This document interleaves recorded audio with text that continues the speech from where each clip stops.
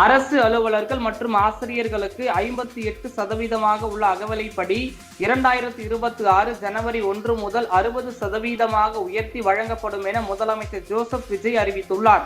இது குறித்து தமிழக அரசு வெளியிட்டுள்ள செய்தி குறிப்பில், மத்திய அரசு பணியாளர்களுக்கு 2026 ஜனவரி 1 முதல் 58% உள்ள அகவிலைப்படி 60% உயர்த்தப்பட்டுள்ள நிலையில், மாநில அரசு அலுவலர்கள் மற்றும் ஆசிரியர்களும் அதனால் பயன்பெறும் வகையில் 2026 ஜனவரி 1 முதல் மாநில அரசு பணியாளர்களுக்கும் அகவிலைப்படியை உயர்த்தி வழங்க முதலமைச்சர் ஆணையிட்டுள்ளார்.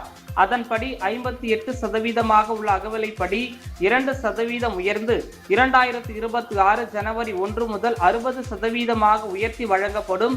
இந்த அகவிலைப்படி உயர்வால் சுமார் 16 லட்சம் அரசு அலுவலர்கள், ஆசிரியர்கள், ஓய்வூதியதாரர்கள் மற்றும் குடும்ப ஓய்வூதியதாரர்கள் பயன்பெறுவார்கள் என்று தெரிவிக்கப்பட்டுள்ளது.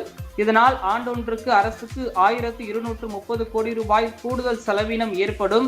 அரசு அலுவலர்கள், ஆசிரியர்கள், ஓய்வூதியதாரர்கள் மற்றும் குடும்ப ஓய்வூதியதாரர்கள் நலன் கருதி இதற்கான கூடுதல் நிதியை அரசு ஒதுக்கீடு செய்யும் என்றும் அதில் குறிப்பிடப்பட்டுள்ளது.